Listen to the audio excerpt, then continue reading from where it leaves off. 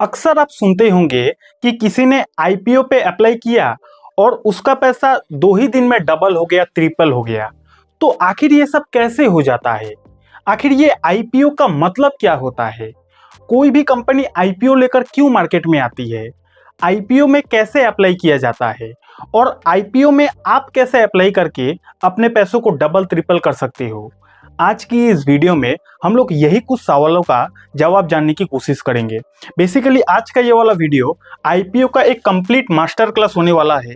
इस वीडियो को अगर आप कंप्लीट देख लेते हो ना, तो आईपीओ से रिलेटेड आपको दोबारा कोई वीडियो देखने की जरूरत नहीं पड़ेगी। ठीक है, तो चलिए इस मास्टर क्लास की करते हैं शुरुआत। तो पहले समझते हैं आईपीओ का मतलब क्या होता है। तो आईपीओ का फुल फॉर्म होता है इनिशियल पब्लिक ऑफरिंग। यानी कि मान लेते हैं एग्जांपल है कि एक ए नाम का कंपनी है। अब इस ए नाम का कंपनी को पैसों की जरूरत पड़ गई, किसी भी कारण से पैसों की जरूरत पड़ सकती है। या तो ये कंपनी अपना बिजनेस को और ज्यादा एक्सपेंशन करना चाहती है, और ज्यादा फैलाना चाहती है। मान के चलते हैं इस कंपनी का अभी तक 10 ही स्टोर है। अब ये कंपनी चाहती है कि हम अपना 10 स्टोर को 100 स्टोर में कन्वर्ट करेंगे और ज्यादा 90 स्टोर को खोलेंगे। तो इतना ज्यादा अगर बिजनेस को फैलाना है तब भी इस कंपनी को पैसों की जरूरत पड़ सकती है। दूसरा एक और कारण हो सकता है पैसों की जरूरत पड़ने का कि कंपनी के अंदर काफी ज्यादा लोन होगा, डेट होगा। तो कंपनी अगर अपने कर्ज को चुकाना चाहती है तब भी किसी भी कंपनी को पैसों की जरूरत पड़ सकती है। या फिर एक और कारण हो सकता है कंपनी को पैसों की जरूरत पड़ने का कि कंपनी का जो एग्जिस्टिंग इन्वेस्टर है, जैसे कि वेंचर कैपिटलिस्ट होता है, एंजल इन्वेस्टर होता है, वो लोग अगर अपने हिस्सेदारी को बेचना चाहता है तब भी किसी भी कंपनी को पैसों की जरूरत पड़ सकता है। ठीक है, तो जब भी किसी कंपनी को पैसों की जरूरत पड़ती है तो अगर ये कंपनी चाहेगी ना, तो अपना कंपनी का थोड़ा बहुत शेयर को बेचकर, स्टॉक मार्केट में अपना शेयर को बेचकर पब्लिक से पैसा उठा सकती है। मान लीजिए ये कंपनी अभी तक एक प्राइवेट कंपनी है। ठीक है, ये कंपनी अभी तक प्राइवेट लिमिटेड कंपनी है। तो इस कंपनी को अगर कभी पैसों की जरूरत पड़ती है और ये कंपनी अगर शेयर मार्केट में अपना थोड़ा बहुत शेयर को बेचकर पब्लिक से पैसा उठाती है ना, तब ये कंपनी प्राइवेट से पब्लिक लिमिटेड कंपनी बन जाएगी। क्यों पब्लिक लिमिटेड कंपनी बन जाएगी? क्योंकि इस कंपनी ने शेयर बाजार में अपना हिस्सेदारी को बेचा है। तब ये कंपनी प्राइवेट नहीं बल्कि पब्लिक लिमिटेड हो जाएगा। इस कंपनी का काफी सारा शेयर होल्डर बन जाएगा। ठीक है, तो कुल मिलाकर जब भी किसी कंपनी को पैसों की जरूरत पड़ती है और वो कंपनी अगर अपना थोड़ा बहुत शेयर को शेयर बाजार में बेचती है और पब्लिक से पैसा उठाती है, तो अगर किसी कंपनी को शेयर बाजार में शेयर को बेचना होता है ना, तो उस कंपनी को अपना आईपीओ लेकर आना होता है। यानी कि इनिशियल पब्लिक ऑफर लेकर आना होता है। और आईपीओ के थ्रू से ही कोई भी कंपनी पब्लिक को अपना हिस्सेदारी को बेच सकती है। ठीक है, अगर कोई कंपनी आईपीओ लेकर शेयर बाजार में आती है, यानी कि वो कंपनी शेयर बाजार में अपना थोड़ा बहुत हिस्सा बेचना चाहती है और हिस्सा बेचने के बदौलत वो कंपनी पब्लिक से पैसा उठाना चाहती है। तो इससे दोनों का फायदा हो गया। ये कंपनी अपना थोड़ा बहुत हिस्सा को बेचकर पब्लिक से जो पैसा उठाया, उस पैसों से ये सारा प्रॉब्लम को सॉल्व कर सकती है। जो अगर कंपनी को एक्सपेंशन करना होगा तो प्रॉब्लम सॉल्व हो जाएगा। अगर कंपनी के अंदर लोन होगा तो लोन भी मुक्त हो जाएगा। अगर कंपनी का जो इन्वेस्टर है उनको पैसा देना होता है तो वो भी दे देगा। तो कंपनी का प्रॉब्लम सॉल्व।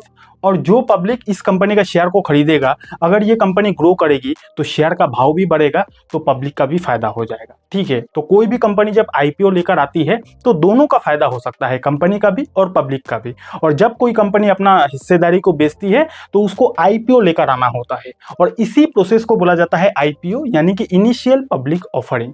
कॉन्सेप्ट क्लियर हो गया? तो अभी हम लोग समझेंगे कि आखिर कोई भी कंपनी के आईपीओ में कौन कौन अप्लाई कर सकता है, कौन कौन आईपीओ के थ्रू से कंपनी के शेयर को खरीद सकता है। अभी हम लोग उसी को डिटेल में समझने वाले हैं। और आईपीओ में कैसे लाइव अप्लाई किया जाता है, कैसे आईपीओ में पैसा डबल हो जाता है, सब कुछ आगे हम लोग डिटेल में सीखेंगे। आपको घबराना नहीं है, वीडियो छोड़कर जाना नहीं है। और वीडियो अब तक अच्छा लग रहा है तो वीडियो को लाइक कर देना। और मेरा आपसे एक सवाल है कि अभी तक आपने आईपीओ में अप्लाई किया है या फिर नहीं, वो आप हमें कॉमेंट सेक्शन में बता सकते हो। ठीक है, तो सबसे पहले कोई भी कंपनी जब आईपीओ लेकर आती है ना, तो 3 तरह का लोग उस आईपीओ में अप्लाई कर सकता है, जिसमें से सबसे पहला होता है क्यूआईबी कैटेगरी, यानी कि क्वालिफाइड इंस्टीट्यूशनल बायर्स। ये एक कैटेगरी है जो लोग आईपीओ में अप्लाई कर सकता है। क्यूआईबी का सिंपल मीनिंग ये होता है कि जो लोग बिग इंस्टीट्यूशन होता है, जो बड़ा बड़ा इंस्टीट्यूशन होता है, वो लोग आईपीओ में अप्लाई कर सकता है। दूसरा म्यूचुअल फंड वाले, यानी कि हम लोग आप लोग जो एसआईपी इन्वेस्टमेंट करते हैं म्यूचुअल फंड में, तो म्यूचुअल फंड वाले भी आईपीओ में पैसा आईपीओ में अप्लाई कर सकता है। तीसरा इंश्योरेंस कंपनी, यानी कि जो आप इंश्योरेंस करते हो, life life insurance, health insurance, term insurance. तो ये सब जो हम लोग इंश्योरेंस करते हैं, पैसा देते हैं कंपनी को, तो कंपनी के पास जब पैसा जाता है तो कंपनी उन पैसों का करती क्या है? डिस्को वगैरह में डांस तो नहीं करेगी ना, खर्च तो नहीं करेगी ना, वो सब पैसा, वो पैसा कहीं ना कहीं इन्वेस्ट करेगी ना।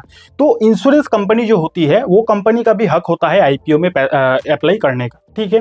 एंड चौथा, बिग कॉर्पोरेट जो लोग होता है वो लोग भी आईपीओ में अप्लाई कर सकता है, ठीक है। तो इन सबको बोला जाता है क्यूआईबी कैटेगरी, और इन लोगों के लिए एक स्पेशल कोटा होता है 50% का, 50% रिजर्वेशन इनका होता है। इसको डिटेल में समझते हैं। जब भी कोई कंपनी आईपीओ लेकर आती है ना, मान लीजिए एक ए नाम का कंपनी है, अब ये कंपनी आईपीओ लेकर आया, ठीक है। तो आईपीओ में मान के चलते हैं, एग्जांपल दे रहा हूं कि ये कंपनी अपना 100 शेयर को बेचेगी। वैसे ये पॉसिबल नहीं है 100 शेयर आईपीओ में बेचना, मैं आपको एग्जांपल दे रहा हूं कि ये कंपनी 100 शेयर को मार्केट में बेचेगी, ठीक है। तो 100 शेयर अगर बेचेगी ना, तो 100 में से 50% यानी कि 50 जो शेयर है वो 50 शेयर क्यूआईबी कैटेगरी में रिजर्वेशन रहता है। जैसे कि आप कोई भी सरकारी नौकरी में अप्लाई करते हो तो उसमें पोस्ट होता है ना, उसमें रिजर्वेशन पहले से होता है ना कि एसटी कैटेगरी को इतना सीट मिलेगा, एससी वाले को इतना सीट मिलेगा, जनरल कैटेगरी को इतना सीट मिलेगा। उसी तरह जब भी कोई कंपनी आईपीओ लेकर आती है तो उसमें भी रिजर्वेशन होता है। मान लीजिए कोई कंपनी अपना 100 शेयर को बेचेगी तो 50% शेयर किसको मिलेगा भैया? क्यूआईबी कैटेगरी को मिलेगा, ठीक है। यहां तक क्लियर है। दूसरा एक और कैटेगरी होता है जिसको बोला जाता है नॉन इंस्टीट्यूशनल इन्वेस्टर, या फिर इनको हाई नेटवर्थ इंडिविजुअल भी बोला जाता है, एचएनआई कैटेगरी भी बोला जाता है, ठीक है। और इनके लिए भी स्पेशल कोटा होता है, वो होता है 15% का रिजर्वेशन कोटा होता है। यानी कि अगर कोई कंपनी अपना 100 शेयर को बेचेगी तो 50% तो क्यूआईबी को बेचेगी, 50% क्यूआईबी को चला जाएगा, बाकी बचा हुआ एचएनआई कैटेगरी को जाएगा। और एचएनआई जो कैटेगरी है, ये जो लोग जनरली 2 लाख से ज्यादा आईपीओ में अप्लाई करते हैं वो लोग एचएनआई कैटेगरी में आ जाते हैं, ठीक है। तो इनके लिए भी स्पेशल एक कोटा होता है 15% का, 15% से ज्यादा इनको नहीं मिलता है, ठीक है। एंड तीसरा सबसे लास्ट में आते हैं मेरे जैसे, आपके जैसे लोग नॉर्मल, जिनको बोला जाता है रिटेल इन्वेस्टर। जो लोग 2 लाख से कम पैसा लगाएंगे उनको रिटेल कैटेगरी में रखा जाता है। यानी कि अगर आप आईपीओ में 2 लाख से कम अप्लाई करते हो, कम रुपया लगाते हो, तो उनको रिटेल इन्वेस्टर बोला जाता है। और रिटेल इन्वेस्टर के लिए जो रिजर्वेशन होता है वो 35% का होता है।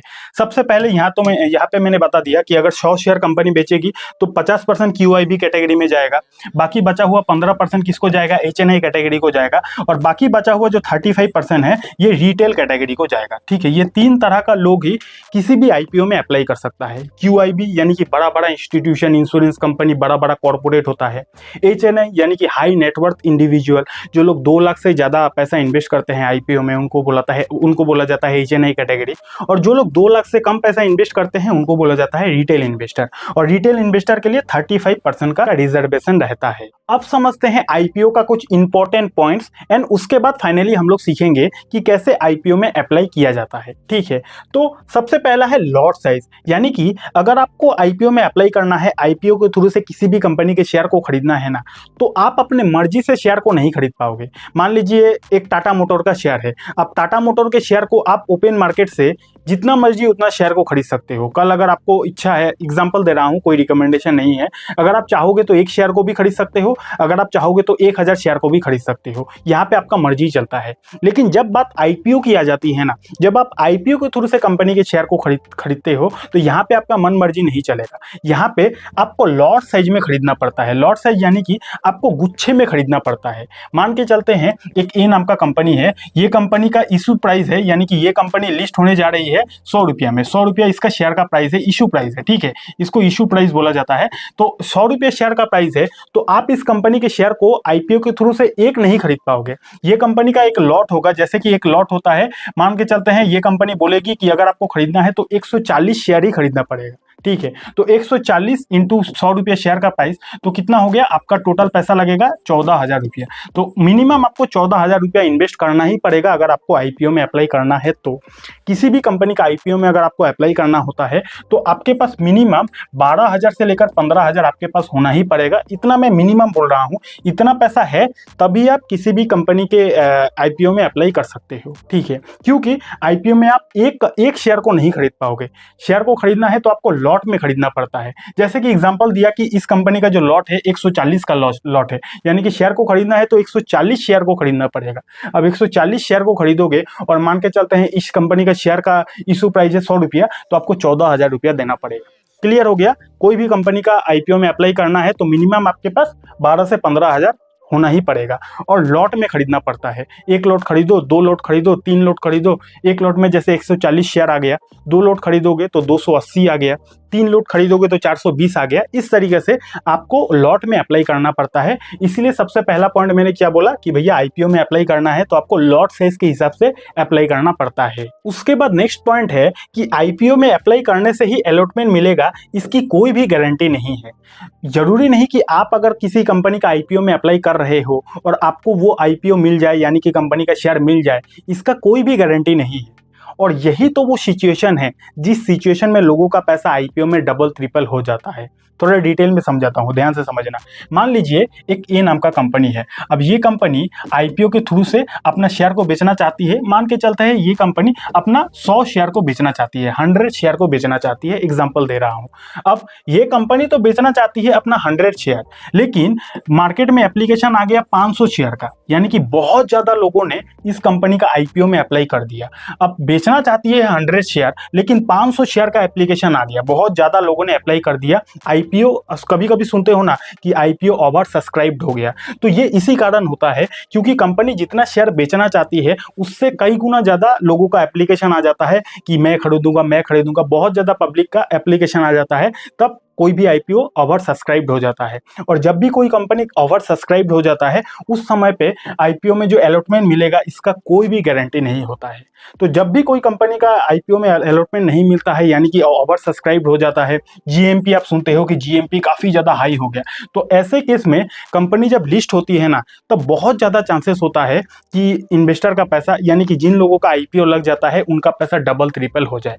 कहने का मतलब यह है कि 100 शेयर तो कंपनी बेचेगी, लेकिन 500 लोगों ने अप्लाई कर दिया, तो ऐसे केस में किन किन लोगों को आईपीओ मिलेगा, ये भी एक सोचने वाली बात है। तो ऐसे केस में लॉटरी सिस्टम से शेयर मिलता है। जरूरी नहीं कि कोई इस कंपनी का भाई बंधु है तो उसको शेयर मिलेगा, ऐसा जरूरी नहीं है। जब काफ़ी ज़्यादा ओवर सब्सक्राइब हो जाता है कोई भी आईपीओ, उस समय जो पेन नंबर होता है उस पेन नंबर में लॉटरी किया जाता है, और लॉटरी सिस्टम में जिनका लक अच्छा होता है उनको आईपीओ लग जाता है। और आईपीओ अगर लग गया और अगर प्रीमियम वैल्यू पे आईपीओ लिस्ट हो गया, काफ़ी ज़्यादा डिमांड आएगा, तो प्रीमियम वैल्यू पे अगर शेयर लिस्ट हो गया तो ऐसे में लोगों का पैसा डबल ट्रिपल हो सकता है, जिन लोगों को आईपीओ लगेगा। और जिन लोगों को आईपीओ नहीं लगता है उनका तो कोई बात ही नहीं है। ठीक है, तो ये कंडीशन होता है जब भी आप कोई भी अप्लाई करोगे कोई भी आईपीओ में, तो आपको अलॉटमेंट मिलेगा कि नहीं इसका कोई भी गारंटी नहीं है। लेकिन यहाँ पे एक और कंडीशन है कि हर कंपनी में आपको अलॉटमेंट नहीं मिलेगा, ऐसा जरूरी भी नहीं है। क्योंकि यहाँ पे मैंने जो बोला कि कंपनी अगर 100 शेयर बेचना चाहती है और अगर 500 एप्लीकेशन आ जाता है, तो ऐसे केस में किसी भी कंपनी का आईपीओ ओवर सब्सक्राइब हो जाता है। लेकिन हर कंपनी का ओवर सब्सक्राइब हो जाए आईपीओ, ऐसा जरूरी भी नहीं है। जो कंपनी फंडामेंटली अच्छा होता है, जो कंपनी का मैनेजमेंट अच्छा होता है, या फिर मार्केट का सिचुएशन अच्छा होता है, तभी किसी भी कंपनी का आईपीओ ओवर सब्सक्राइब्ड होता है। और जब कंपनी का ओवर सब्सक्राइब्ड हो जाता है आईपीओ, तभी आपको आईपीओ में अलॉटमेंट मिलने का चांसेस कम हो जाता है ना। लेकिन हर कंपनी में ऐसा होगा ऐसा जरूरी नहीं है। कंपनी का फंडामेंटल बहुत ज़्यादा मैटर करता है और मार्केट का सेंटीमेंट बहुत ज़्यादा मैटर करता है। जैसे कि अभी बुल रन चल रहा है तो अभी काफ़ी सारा आईपीओ आ रहा है। क्यों? क्योंकि मार्केट का सेंटीमेंट अच्छा है, बहुत सारे लोग मार्केट में एक्टिव है, इसलिए अभी कोई भी कंपनी अगर आईपीओ लेकर आएगी तो ओवर सब्सक्राइब होने का बहुत ज़्यादा चांसेस है। ठीक है, इस बात को ध्यान रखना। नेक्स्ट पॉइंट है मैक्सिमम लिमिट, यानी कि अगर आपको आईपीओ के थ्रू से कोई कंपनी के शेयर को खरीदना है ना, तो आप एक लिमिट तक ही शेयर को खरीद पाओगे। आप अनलिमिटेड शेयर को, मैक्सिमम एक लिमिट होता है, अनलिमिटेड शेयर को आईपीओ के थ्रू से नहीं खरीद पाओगे। ठीक है, एंड चौथा पॉइंट क्या है कि जितने शेयर्स के लिए अप्लाई करेंगे जरूरी नहीं कि उतने ही शेयर्स आपको मिलेंगे, ये ध्यान से समझना। मान के चलते हैं कोई कंपनी का आईपीओ आया और आपने 10 लॉट के लिए अप्लाई कर दिया, यानी कि 10 लॉट आप खरीदना चाहते हो आईपीओ के थ्रू से। आईपीओ में तो लॉट साइज के हिसाब से ही खरीदना होता है, जो चीज़ मैंने आपको पहले ही समझा दिया है। तो आपने 10 लॉट के लिए अप्लाई कर दिया, लेकिन जरूरी नहीं कि आपने 10 लॉट के लिए अप्लाई किया तो 10 लॉट ही आपको मिल जाए। अगर वो वाला आईपीओ ओवर सब्सक्राइब्ड हो गया, काफ़ी ज़्यादा डिमांड आ गया, बहुत सारे लोगों ने एप्लीकेशन डाल दिया, तो ऐसे केस में 10 लॉट के लिए आपने तो अप्लाई किया था, लेकिन पता चला कि आपको एक ही लॉट मिला। ठीक है, तो जरूरी नहीं कि आपने जितने शेयर्स के लिए अप्लाई किया है उतना ही शेयर्स आपको मिलेगा, ऐसा जरूरी नहीं है। ये सब कुछ डिमांड एंड सप्लाई पे चलता है। अगर डिमांड काफ़ी ज़्यादा बढ़ जाएगा तो भैया आपका जो आपने जितना अप्लाई किया था उससे घट जाएगा। ठीक है, या तो आपको नहीं मिलेगा, अगर आप अनलकी रहोगे तो आईपीओ में आपको अलॉटमेंट नहीं मिलेगा, और अगर अलॉटमेंट मिल भी जाता है तो जरूरी नहीं जितना लॉट के लिए आपने अप्लाई किया था उतना ही लॉट मिले। यहाँ तक आपको सारा कॉन्सेप्ट क्लियर हो गया। तो अभी हम लोग लाइव समझेंगे कि कैसे किसी भी आईपीओ में अप्लाई किया जाता है। ठीक है, तो आईपीओ में अगर आपको अप्लाई करना है तो आपके पास एक डीमेट अकाउंट की जरूरत पड़ेगी। तो जिस ब्रोकर को मैं खुद यूज करता हूं उस ब्रोकर का लिंक आपको डिस्क्रिप्शन पर मिल जाएगा, वहां से आप बिल्कुल फ्री में अपना डीमेट अकाउंट को खुलवा सकते हो। ठीक है, जैसे ही आप अपना डीमेट अकाउंट को खोल लोगे तो कुछ इस तरीके का इंटरफेस आपके सामने आ जाएगा। अब अगर आपको आईपीओ में अप्लाई करना है तो यहाँ पे आप जाओगे नीचे, ये देखो जी आईपीओ का सेक्शन आ गया ना, यहाँ पे आपको क्लिक कर देना है। जैसे ही आप आईपीओ में क्लिक करोगे तो ये देखिए ओपन आईपीओ, यानी कि यहाँ पे जो आईपीओ है इन आईपीओ में अभी आप अप्लाई कर सकते हो। ठीक है, क्लियर कर दूं कि कोई भी आईपीओ में अप्लाई करने का एडवाइस नहीं दे रहा हूं, आपको समझा रहा हूं। आपको अप्लाई करना है नहीं करना है आपके ऊपर डिपेंड करता है। ठीक है, तो यहाँ पे जो ओपन आईपीओ है यानी कि ये सब आईपीओ में अभी आप अप्लाई कर सकते हो। और नीचे जैसे ही आप जाओगे अपकमिंग आईपीओ यानी कि आने वाले समय में कौन सा कंपनी का आईपीओ आने वाला है यहाँ पे आप देख पाओगे। ठीक है, तो जो कंपनी का आईपीओ ऑलरेडी आ चुका है वो ओपन आईपीओ में शो होगा, और जो कंपनी का आईपीओ आने वाला है वो अपकमिंग आईपीओ जो नीचे आपने देखा वहां पे आपको शो होगा। ठीक है, तो फॉर एग्जांपल यहाँ पे आप देख सकते हो कि ये कंपनी है जिस कंपनी का आईपीओ आने वाला है, यहाँ पे आप अप्लाई भी कर सकते हो। तो अगर आपको आईपीओ में अप्लाई करना है तो इसमें आपको क्लिक कर देना है। जैसे ही आप क्लिक करोगे उसके बाद आप यहाँ पे देख सकते हो नीचे जैसे ही जाओगे, ये देखो जी 27.1, यानी कि ये जो कंपनी का आईपीओ है 27 गुना ओवर सब्सक्राइब हो चुका है। यानी कि अगर ये कंपनी एक शेयर को बेचना चाहती है तो 27 लोग इस कंपनी के शेयर को खरीदना चाह रहा है। ठीक है, 27 गुना ओवर सब्सक्राइब हो चुका है। उसी तरह मैं बैक कर लेता हूं, नीचे देखिए जी ये जो कंपनी है ये 0.98 गुना ओवर सब्सक्राइब हो चुका है। उसी तरह नीचे आप जाओगे, ये देखो जी ये इस कंपनी का आईपीओ जो है वो 4.78 गुना टाइम्स ओवर सब्सक्राइब हो चुका है। ठीक है, तो यहाँ से आप देख सकते हो कि कौन सा कंपनी का कितना ओवर सब्सक्राइब हुआ है और या फिर सब्सक्राइब नहीं भी हुआ है, तो इस वाला सेक्शन में आप देख पाओगे। ठीक है, उसके बाद मैं इस पे क्लिक कर देता हूं। क्लिक जैसे ही करोगे तो यहाँ पे आप आईपीओ का काफी सारा डिटेल्स देख सकते हो। ये कंपनी एक स्मॉल कैप कंपनी है, कंपनी क्या काम करती है यहाँ पे आप देख सकते हो। उसके बाद यहाँ पे आप देख सकते हो बिड प्राइस, यानी कि इस प्राइस से इस प्राइस के बीच में आप कौन से प्राइस में इस कंपनी के शेयर को खरीदना चाहते हो उसका आप बिड लगा सकते हो। लेकिन अगर आपको आईपीओ में अलॉटमेंट करना है तो मैक्सिमम जो प्राइस है उसी में आपको बिड लगाना चाहिए, तब आपको अलॉटमेंट मिलने का चांसेस बढ़ जाएगा। ठीक है, लॉट साइज मैंने आपको क्या बोला था कि कोई भी कंपनी का अगर आपको आईपीओ में अप्लाई करना है तो आप एक शेयर दो शेयर को नहीं खरीद पाओगे, लॉट में खरीदना पड़ता है। तो इस कंपनी का जो लॉट साइज है कंपनी ने दिया है 88 शेयर, यानी कि अगर आपको इस कंपनी के शेयर को खरीदना है तो मिनिमम आपको 88 शेयर को खरीदना ही पड़ेगा। 1 2 10 20 शेयर को नहीं खरीद पाओगे, मिनिमम 88 शेयर को खरीदना ही पड़ेगा। इशू साइज यानी कि कंपनी मार्केट से आईपीओ के थ्रू से कितना पैसा उठाना चाहती है, तो 158 करोड़ रुपया मार्केट से पैसा उठाना चाहती है। ठीक है, उसके बाद आप यहाँ पे देख सकते हो मिनिमम इन्वेस्टमेंट 13,992 रुपया, यानी कि अगर आपको इस कंपनी के शेयर में आईपीओ में अप्लाई करना है तो आपको एक लॉट के लिए आपको मिनिमम इतना देना ही पड़ेगा। और अगर आप रिटेल कैटेगरी में आते हो तो मैक्सिमम आप इन्वेस्ट कर पाओगे यहाँ पे 1,92,000 रुपया। ये रिटेल कैटेगरी का बात किया। और अगर आप 2 लाख से ज्यादा अमाउंट इन्वेस्ट करना चाहते हो तब तो आप HNI कैटेगरी में आ जाओगे, और HNI कैटेगरी में आप 2 लाख से ज्यादा इन्वेस्ट कर पाओगे। ठीक है, तो रिटेल कैटेगरी में 2 लाख से नीचे ही इन्वेस्ट किया जाता है। ठीक है, इस तरीके से आप यहाँ पे आईपीओ का डिटेल वगैरह देख सकते हो। उसके बाद नीचे और भी ज्यादा आप डिटेल वगैरह देख सकते हो। ये देखो जी ये आईपीओ स्टार्ट हुआ था 26 सितंबर को, उसके बाद ऑफर चलेगा 30 सितंबर तक चलेगा। उसके बाद 1 तारीख को यानी कि 1 अक्टूबर को अलॉटमेंट लोगों को मिल जाएगा, और 4 अक्टूबर को ये जो कंपनी है ये कंपनी शेयर बाजार में लिस्ट हो जाएगा। ठीक है, तो नीचे और भी बहुत ज्यादा इस कंपनी के बारे में डिटेल वगैरह देख सकते हो। फिलहाल मैं आपको सिखाता हूं कि कैसे आप इस आईपीओ में अप्लाई कर सकते हो। तो अगर आपको आईपीओ में अप्लाई करना है ना, तो यहाँ पे जो अप्लाई नाउ वाला ऑप्शन है इसमें आपको क्लिक कर देना है। जैसे ही आप इस पे क्लिक करोगे उसके बाद आप कौन सा कैटेगरी में हो वो कैटेगरी आप यहाँ पे डाल सकते हो। अगर आप 2 लाख से कम रुपया इन्वेस्ट करना चाहते हो तो रिटेल कैटेगरी में, HNI कैटेगरी में हो तो HNI कैटेगरी डाल सकते हो, या फिर अगर आप कंपनी का एम्प्लॉय हो तो एम्प्लॉय कैटेगरी के लिए भी अलग से कोटा होगा। ठीक है, तो यहाँ पे रिटेल कैटेगरी में आप मैक्सिमम देखिए 13 लॉट ही अप्लाई कर सकते हो, यानी कि लॉट हिसाब से ही आपको अप्लाई करना पड़ता है। तो 1 लॉट और मैक्सिमम आप यहाँ पे 13 लॉट ही अप्लाई कर सकते हो, 13 लॉट से ज्यादा आप अप्लाई नहीं कर पाओगे। ठीक है, उसके बाद आपको कितना लॉट अप्लाई करना है उतना डाल दोगे। उसके बाद बिड प्राइस आपको डाल देना है। जैसे ही बिड प्राइस डालोगे उसके बाद यहाँ पे आपको UPI ID डाल देना है, यानी कि जिस UPI ID से आपको पेमेंट करना है उस UPI ID को आपको डाल देना है। और यहाँ पे आप देख सकते हो मैंने 13 लॉट डाला, और 1 लॉट का प्राइस कितना था, लगभग 13,900 था। तो 13 लॉट अगर मैं खरीदूंगा तो यहाँ पे कितना पैसा मेरे को देना पड़ेगा, 1,92,000 रुपया देना पड़ेगा। ये सब सिर्फ सिखाने के लिए, समझाने के लिए आपको बता रहा हूँ। ठीक है, यहाँ पे आपको जितना लॉट डालना है उतना लॉट डाल दोगे, बिड प्राइस आप डाल दोगे। उसके बाद यहाँ पे आपको क्या डालना है, आपको अपना UPI ID को डालना है, जो UPI ID से आपको पेमेंट करना है। जैसे ही आप यूपीआई आईडी को डालोगे उसके बाद अप्लाई फॉर आईपीओ करोगे ना, तो आपका जो यूपीआई होगा, जो भी गूगल पे, फोन पे जो भी यूज करते हो, उसमें एक नोटिफिकेशन जाएगा। उस नोटिफिकेशन पे क्लिक करोगे, वहां से पेमेंट कर दोगे, तो जितना अमाउंट के लिए आपने आईपीओ में अप्लाई किया वो अमाउंट आपके बैंक अकाउंट में ब्लॉक हो जाएगा। अगर आपको आईपीओ में अलॉटमेंट मिलती है तो वो अमाउंट आपके बैंक अकाउंट से कट के कंपनी के पास चला जाएगा, और अगर आपको आईपीओ में अलॉटमेंट नहीं मिलती है तो वो अमाउंट आपके बैंक अकाउंट में रिपीट आ जाएगा। फिर से समझाता हूँ, जब भी आप आईपीओ में अप्लाई करके पेमेंट वगैरह कर देते हो ना, तो वो अमाउंट आपके बैंक अकाउंट में फ्रीज हो जाता है, ब्लॉक हो जाता है। अब जरूरी नहीं कि आपने आईपीओ में अप्लाई किया और आपको आईपीओ अलॉटमेंट हो गया, ऐसा जरूरी नहीं है। मैंने आपको क्या बोला था, अगर काफ़ी ज़्यादा लोगों ने आईपीओ में अप्लाई कर दिया, आईपीओ ओवर सब्सक्राइब हो जाता है, तो आपको वो आईपीओ मिलेगा कि नहीं, ये तो कोई श्योरिटी नहीं है ना। लक सिस्टम से मिलता है, अगर आपका लक अच्छा रहा तो मिला, नहीं तो नहीं मिला।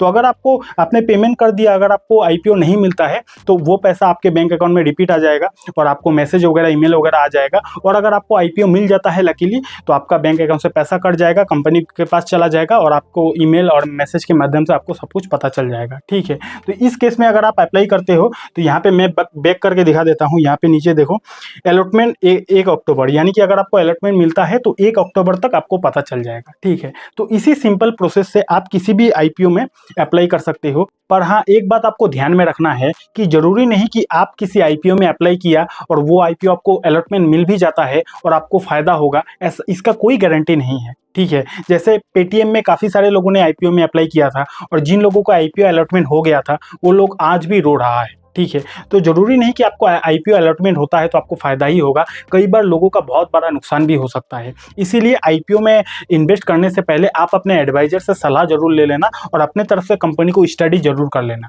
ठीक है, नहीं तो आपका पैसा डूब भी सकता है। और हाँ, अगर आपको शेयर मार्केट के बारे में बेसिक से लेकर एडवांस तक सीखना है ना, वो भी फ्री में, तो उसके लिए मैंने एक डिटेल वीडियो बनाया है, जिस वीडियो को देखने के बाद शेयर मार्केट की पूरी जानकारी आपको मिल जाएगा एक ही वीडियो में। उस वीडियो को अगर आपको देखना है तो यहाँ पे क्लिक करके इस वीडियो को देख सकते हो। बाकी अगर आपको वीडियो अच्छा लगा तो एक प्यारा सा कमेंट कर सकते हो। Thank you so much.